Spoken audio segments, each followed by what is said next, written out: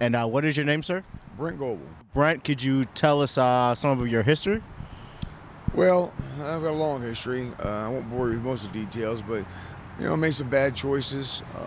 Struggled with addiction in the past, and I linked up with a bad business partner. He kind of went off the rails, destroyed the business, which took me sideways. Ended up at PGM. Actually came out here, acquired a couple of tents for some people that were out on the streets.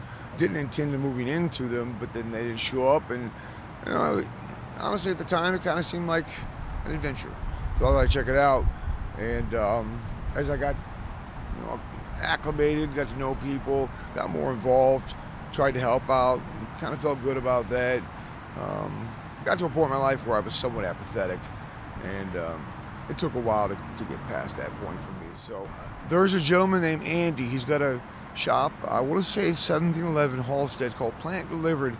That's not the name of the nonprofit. I think that may be feeding people. Forgive me for not knowing for certain. We haven't really discussed that. But long story short, I call him the godfather of the 10 cities. The Canal Port here and Lake Clinton, I know specifically, along with some other satellites, he really took up the burden, to make sure that people didn't freeze, and it had, it wasn't about creating permanent housing, but something they could survive in. I have a whole lot of respect for the man.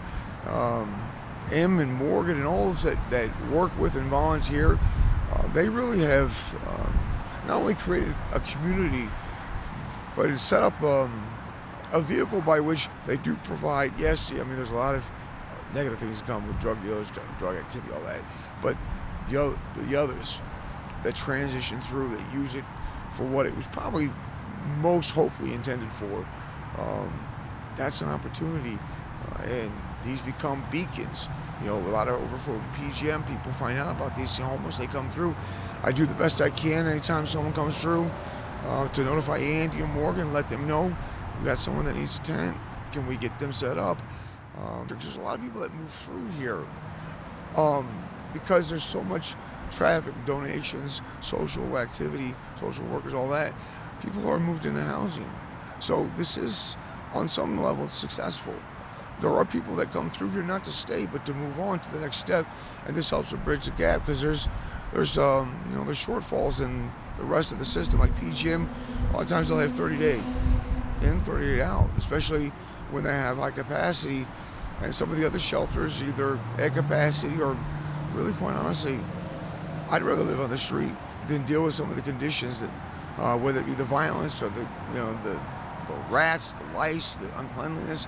I'm not going to name names, but I'm saying there are a few that really need to take a long look at what they're doing.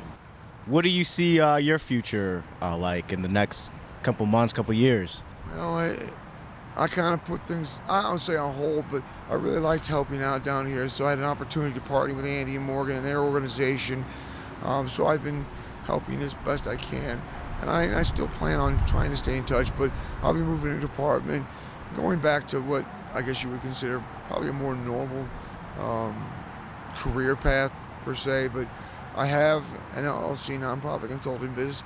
The second one, didn't do much with it, kind of got distracted, went a different direction, and I really like doing that work. I have a strong understanding because I've lived it. And I think people like me. I'm not, special. I'm just qualified because I can talk to these people, relate to these people, and we all know that's powerful. And I care enough to get involved and do what it takes. So, a lot of people help.